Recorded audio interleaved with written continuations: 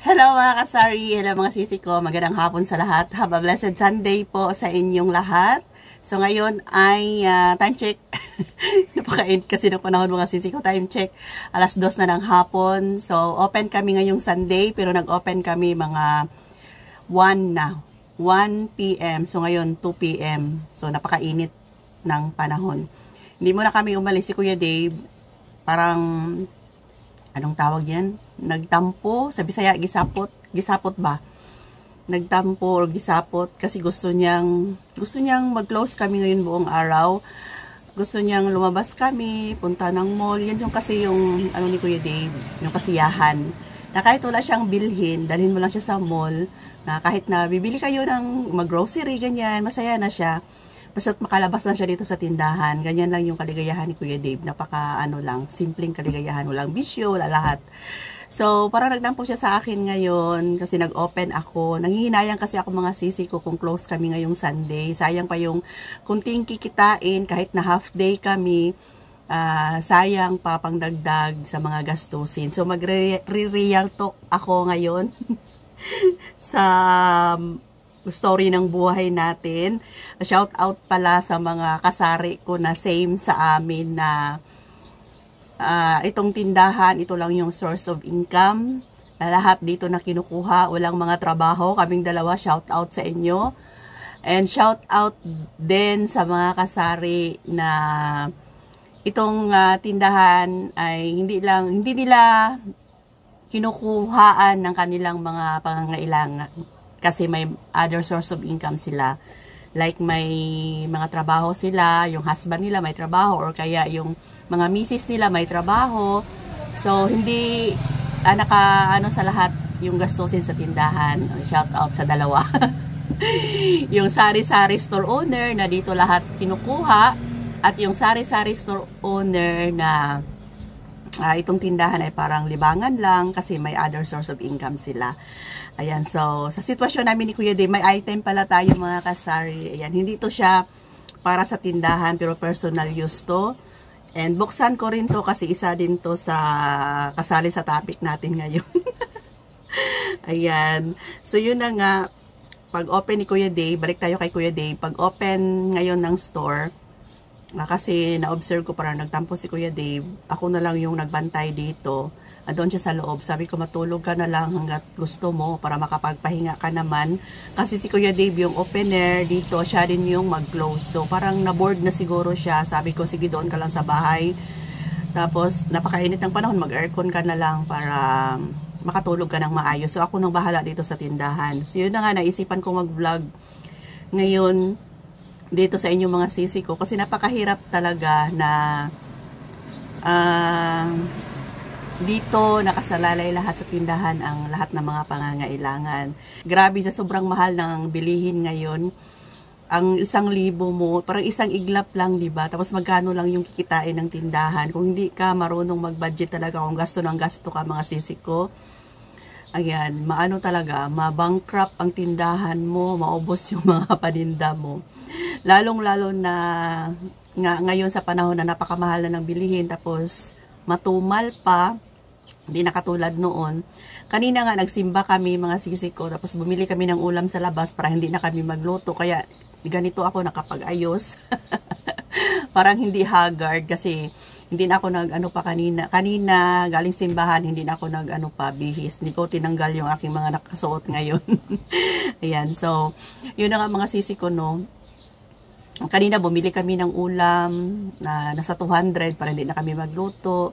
Bumili kami ng gulay, balik 100 para mamayang hapon, tapos karni pa. So naubos yung 800 ko kanina sa mga kunting binibili lang mga gulay, yung pagkain lang. Grabe, isang araw lang. Tapos ang tanong kung kikita ba kami ng 800 sa isang araw. Napakahirap. Gusto ko sanang mag-stock ng mga item na fast moving dito sa tindahan, like mga gatas, kasi pag mag-stock ako ng box niyan, per box siguro, ganyan, hindi naman siya maabutan ng expiration date, kasi nga mabenta yan, mga fast moving item, like mga dilata, mga soft drinks. Marami akong plan na gusto ko sanang mag-stock ng mga item para hindi ako bili ng bili. Kaya lang, yung ano, puhunan yung kulang mga kasari, mga sisi ko.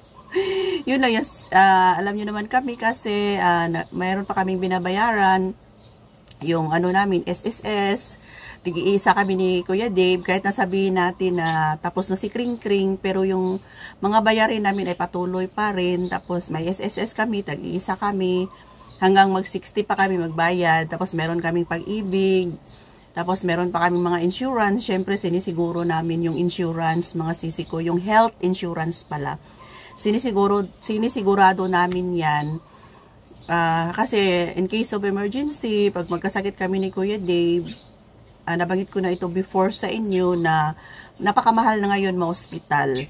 So yung tita ko nga, 1 week lang 100,000 plus na. So kung may ipon ka man, kung ma-hospital ka, simot lahat.